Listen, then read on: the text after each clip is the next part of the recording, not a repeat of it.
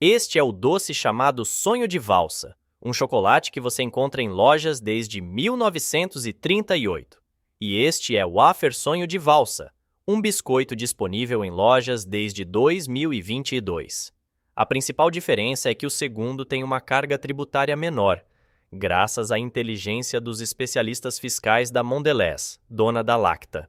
Uma simples alteração na fórmula e no tipo fez uma vasta diferença nos impostos do sonho de valsa, e este não é um exemplo único. O McDonald's, para citar outro caso, não comercializa sorvete no Brasil. Aqui, o saboroso conteúdo das conhecidas casquinhas é denominado bebida láctea. Quando rotulado como bebida láctea, a empresa global reduziu o imposto de 38,97% para apenas 11,78%, tudo conforme as regras fiscais do Brasil. Essas alterações, que para nós parecem pequenas, estão se tornando mais frequentes nos tribunais brasileiros. O CARF, Conselho de Administração de Recursos Fiscais, que lida com tais questões, tem visto sua carga de trabalho crescer rapidamente ao definir se algo é chocolate, ou biscoito, sorvete ou bebida láctea, e outros dilemas ainda mais inusitados. Acredita-se que, devido a essa tática, 5,4 trilhões de reais em impostos estão sendo questionados, o que representa 75% do nosso PIB. Desses 5,4 trilhões, 166 bilhões estão em discussão desde o começo de 2023, período em que o procedimento de decisão do órgão sofreu alterações. Isso é uma jogada do governo federal, que, com a nova regra, almeja recuperar anualmente o déficit fiscal de 59 bilhões de reais que essa prática estava causando ao Tesouro Nacional. A partir de 2020, quando havia empate na decisão do Conselho, o consumidor saía vencedor. Porém, recentemente, o governo reintroduziu o voto qualificado, que, em situações de empate, favorece automaticamente o governo. Para compreender como essas empresas, de forma legal, conseguem evitar o pagamento de impostos, é necessário mergulhar no complexo sistema tributário brasileiro, muitas vezes chamado de manicômio tributário.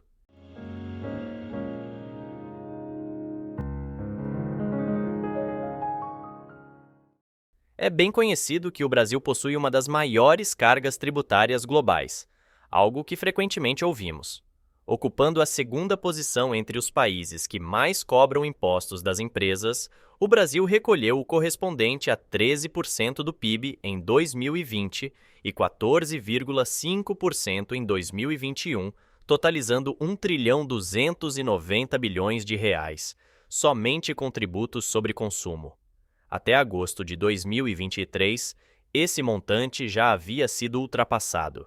De acordo com o relatório Doing Business Subnational Brasil de 2021, realizado pelo Banco Mundial a pedido da Secretaria-Geral da Presidência, foi identificado que, no Brasil, uma empresa despende entre 1.483 e 1.501 horas por ano, apenas para organizar, declarar e efetuar o pagamento de impostos. Conforme o Instituto Brasileiro de Planejamento e Tributação, em nosso país, certos produtos podem ter até 80% de seu valor composto unicamente por tributos. Vamos pensar na gasolina, cujo preço tem 56,9% formado por impostos, e a energia elétrica, com 48,28%. Em 2011, o Instituto Brasileiro de Planejamento Tributário introduziu um índice chamado Índice de Retorno de Bem-Estar à Sociedade. Esta métrica avaliou 30 países, ponderando dois aspectos com pesos distintos. O IDH representou 85% do valor desse índice, enquanto a totalidade de impostos pagos correspondeu a 15% do índice. Desde o surgimento do IRBES, o Brasil permanece na última posição. Em 2022, o IRBES brasileiro era de 142,29, um número muito pequeno quando comparado aos 168,94 da Irlanda, que conquistou o topo do ranking por 4 vezes seguidas. O Brasil possui ao todo 92 tipos distintos de tributos, cada qual com suas especificidades e propósitos. Alguns são diretos, como o IPTU e IPVA, enquanto outros são indiretos, a exemplo do ICMS. Se já é complexo para um cidadão comum lidar com imposto de renda, IPTU, IPVA e INSS, imagine para uma empresa, que ainda tem que lidar com obrigações acessórias, reportando detalhes ao ente fiscalizador. Quando falamos de empresas, o sistema tributário brasileiro varia de acordo com a categoria em que ela se enquadra. Há 3 principais opções. Simples Nacional, voltado para micro e pequenas empresas com receita anual de até 4,8 milhões de reais. Lucro presumido, para empresas com lucratividade de até 78 milhões de reais ao ano. Lucro real, para negócios que têm um faturamento anual acima de 78 milhões de reais. Esta categorização define quais impostos são aplicáveis e qual será a taxa da alíquota. Embora pudéssemos passar todo o tempo listando os principais impostos que uma empresa deve cumprir, vamos focar em 2 tributos que realmente fazem as empresas investirem horas tentando encontrar a melhor estratégia dentro deste labirinto fiscal. O ICMS, Imposto sobre Circulação de Mercadorias e Serviços, é um tributo estadual bem conhecido pelos brasileiros. Esse imposto está embutido no preço da maioria dos itens que adquirimos. Como o próprio nome indica, é uma taxa aplicada às empresas que movimentam mercadorias para fins comerciais. Além do ICMS, também contamos com o IPI, que é o Imposto sobre Produtos Industrializados. Enquanto em muitos países, essa cobrança se baseia no consumo, aplicando uma taxa única sobre tudo que foi investido na fabricação e no que foi vendido. No Brasil, o método é bem diferente, pois tributa conforme o tipo de produto. Em nosso sistema, a empresa declara a mercadoria e, a partir disso, ela é categorizada e uma taxa específica é aplicada.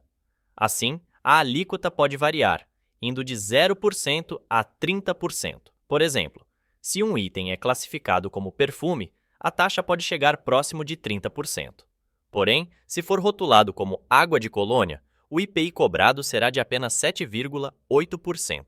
E aqui começa a área nebulosa. Sem critérios bem definidos, inúmeras empresas investem altas quantias em especialistas para encontrar brechas onde um bombom pode ser considerado waffle, e essa simples reclassificação elimina a cobrança de um imposto. Casos como Crocs, leite de rosas e barras de cereal são só alguns exemplos, mas o que ganhou destaque recentemente foi uma sutil alteração na embalagem do bombom Sonho de Valsa. O Sonho de Valsa é, sem dúvida, um dos bombons mais tradicional do Brasil. Com 85 anos de trajetória, sua embalagem rosa é facilmente identificável em qualquer canto brasileiro. Porém, uma mudança significativa ocorreu. Em 2018, o Sonho de Valsa, bem como o Ouro Branco, surgiu no mix da Lacta com uma roupagem renovada. Demorou 1 ano para que as embalagens de 1 quilo e as individuais também adotassem essa atualização. A embalagem abandonou o design convencional de um bombom, com pontas torcidas, e adotou um fechamento selado, conhecido como Flow Pack. De acordo com a Lacta, essa alteração visava preservar melhor o alimento, mantendo sua crocância e sabor por mais tempo. Porém, outras alterações vieram à tona.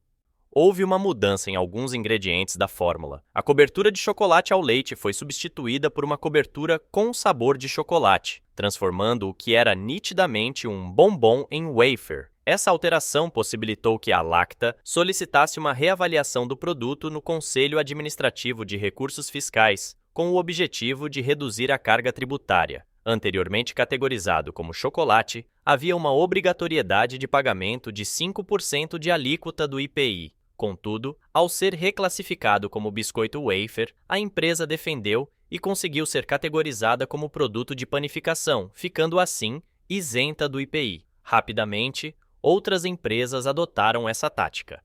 O CARF é o ente responsável por avaliar as contestações relacionadas à classificação e cobrança de impostos por parte das empresas.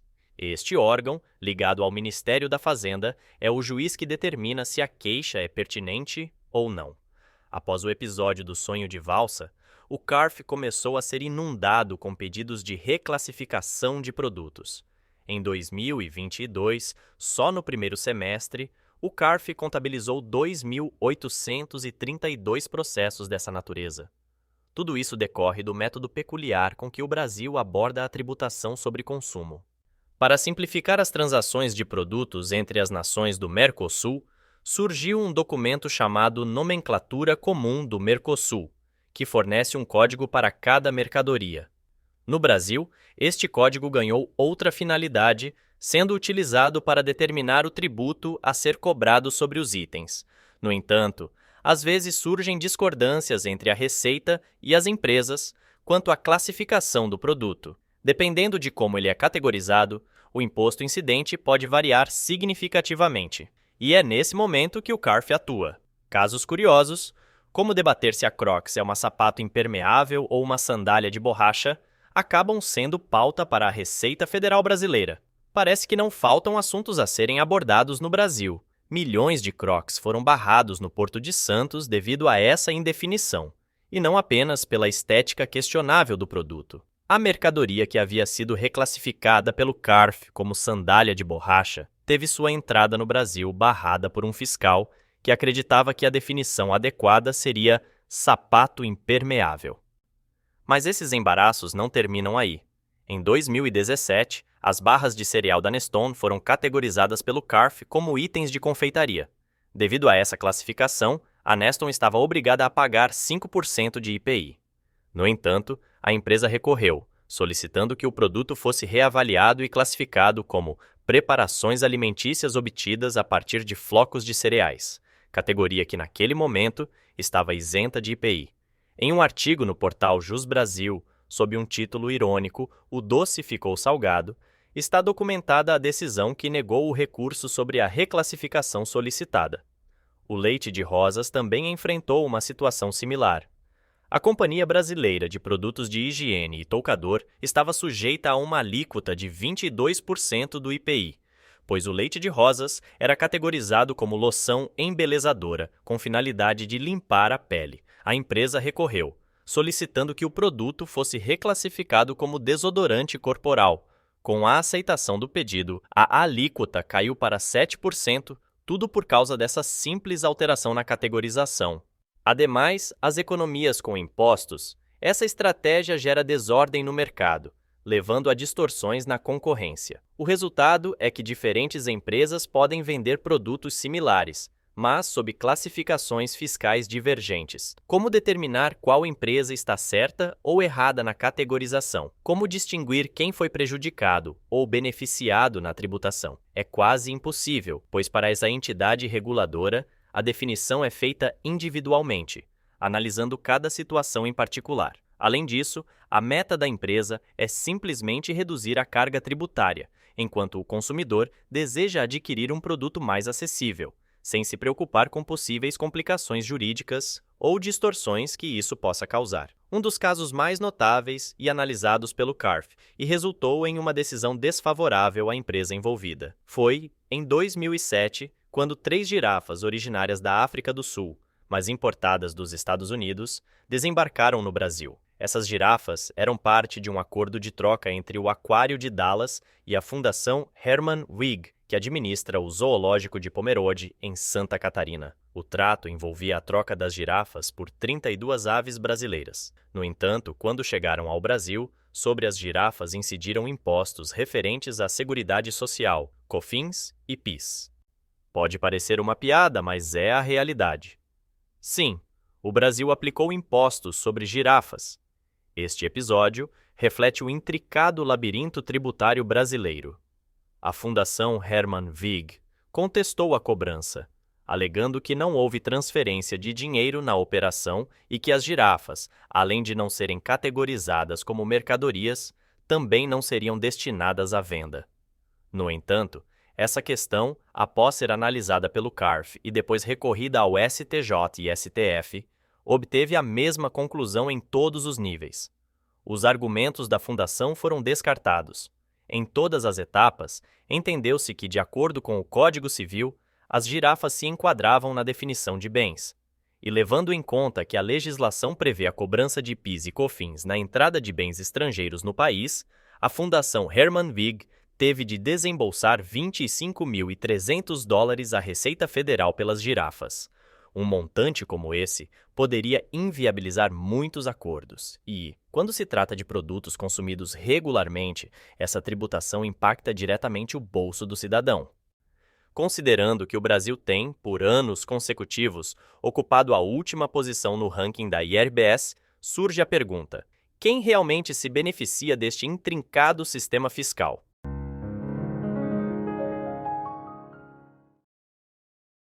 Em meio ao emaranhado legislativo brasileiro, onde o CARF precisa decidir se tributa girafas ou se a instalação de um ar-condicionado é categorizada como obra ou serviço, os profissionais de contabilidade enfrentam grandes desafios.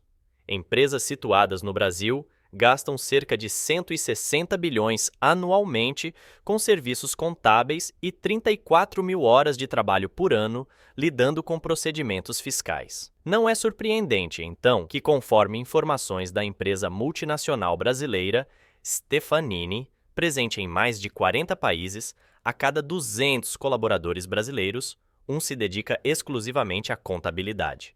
Na Europa, essa relação é de 1 para 500 e nos Estados Unidos, de 1 para 1.000. Tal gasto adicional acaba sendo refletido no custo final do produto e pesa no bolso do consumidor. Porém, os problemas não param por aí. Esse sistema de reclassificação começa a gerar confusão assim que os produtos chegam nos portos do Brasil. Muitas mercadorias permanecem retidas na alfândega até que a questão da classificação seja solucionada. Durante esse tempo, as empresas são obrigadas a arcar com as taxas de estadia da carga no local e também enfrentam reclamações dos clientes devido a atrasos na entrega. Em determinadas circunstâncias, os custos de armazenamento podem superar até mesmo o valor do tributo em si. O que se esperava ser benéfico acaba criando uma série de conflitos. Com a nova Constituição Federal de 1988, cada estado brasileiro ganhou o direito de estabelecer sua própria alíquota para o ICMS. A ideia por trás dessa mudança era criar uma espécie de competição entre os estados, permitindo que regiões mais remotas ou com menor poder econômico pudessem oferecer alíquotas reduzidas ou até isenções, incentivando a chegada de novas empresas e, consequentemente, impulsionando a economia local. No entanto, ao longo dos anos, essa prática, que ficou conhecida como guerra fiscal, mostrou-se prejudicial tanto para os estados quanto para as empresas envolvidas. Apesar da atração de novos negócios para uma determinada região poder levar à criação de empregos e ao estímulo da atividade econômica, dependendo do tipo e da extensão dos incentivos fiscais concedidos, os benefícios podem não justificar os gastos no longo prazo, porque, ao fazer isso, o Estado está renunciando a arrecadações importantes que compõem sua receita, e as empresas também enfrentam dilemas similares. Devido a essas variações de alíquotas, algumas organizações optam por fabricar componentes de seus produtos em um estado, mas montá-los em outro, somente para aproveitar a redução de impostos. Essa dinâmica, apesar de parecer uma economia no papel, resulta em despesas adicionais com transporte, pessoal e logística. No entanto, muitas vezes, esses custos são justificáveis, ao menos do ponto de vista das empresas. Mas essa maneira estratégica de atuar para minimizar a carga tributária não é uma exclusividade brasileira. De fato, um modelo similar ao observado no Brasil, onde empresas movimentam seus produtos entre diferentes estados para se beneficiar de alíquotas mais favoráveis, também ocorre em outros países. O método Double Irish Dutch Sandwich, ou sanduíche holandês e irlandês duplo, é uma estratégia fiscal usada por grandes empresas para minimizar impostos sobre lucros. Esse nome refere-se à combinação de empresas na Irlanda e na Holanda para aproveitar brechas tributárias. Funciona assim: uma holding irlandesa, detentora dos direitos de propriedade intelectual de um produto ou serviço, licencia esses direitos a uma empresa na Holanda. Esta empresa holandesa vende o produto em locais com impostos mais altos. Os lucros desta venda são canalizados de volta para uma segunda empresa na Irlanda. Devido às taxas de imposto corporativo baixas da Irlanda, o imposto sobre esses lucros é reduzido ou até nulo. Embora controversa, Essa técnica é legal na Irlanda e em outros locais, incluindo os Estados Unidos. A Holanda é frequentemente escolhida neste esquema para driblar tributos de outras nações europeias. Gigantes como Google, Apple e Facebook já aproveitaram essa estratégia e, em determinado ano, pouparam respectivamente 3 bilhões e 700 milhões, 8 bilhões e 500 milhões e 15 bilhões e 800 milhões de dólares. No Brasil, nossa legislação, devido à sua complexidade, permite práticas que, embora estejam dentro da legalidade, caminham em zonas cinzentas. Gabriel Quintanilha, da FGV Direito Rio, pontua que, enquanto buscar vantagens fiscais é válido, o que não se pode é entrar em manobras abusivas e criar cenários fictícios para evitar impostos. Se, dentro das regras, o contribuinte encontra meios de pagar menos, ele está agindo corretamente. Entretanto, enquanto muitos brasileiros se veem sobrecarregados por pesados tributos e esforçam-se para se manterem regulares, o sistema parece ser mais um jogo de estratégias do que um modelo claro e justo. O malabarismo não deveria ser uma técnica necessária em um regime tributário equilibrado e transparente. Em vez de trazer clareza e alívio para os contribuintes, o sistema perpetua um emaranhado confuso onde grandes empresas e certos indivíduos encontram brechas para se beneficiar. Assim como mágicos usam truques para encantar, o governo frequentemente utiliza manobras tributárias para manter a aparência de que o sistema é justo. No entanto, como em qualquer truque, cedo ou tarde a realidade se mostra.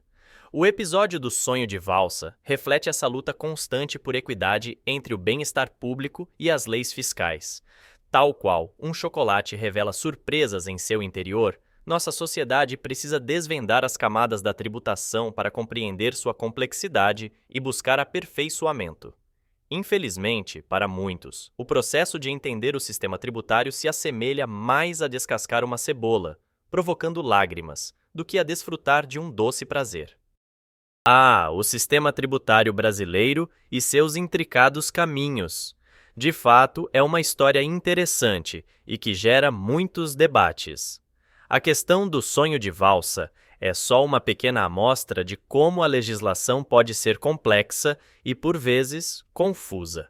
Acredito que muitos gostariam de um sistema mais transparente e justo, onde não houvesse tantos malabarismos e brechas. E vocês? O que pensam sobre isso? Não esqueça de deixar seu comentário e ver o que outros estão dizendo sobre esse assunto. Falando em temas relevantes, querem saber por que muita gente está deixando Lisboa? Cliquem neste vídeo que estamos indicando na tela para se informar. Muito obrigado por acompanhar até aqui. Forte abraço e até a próxima!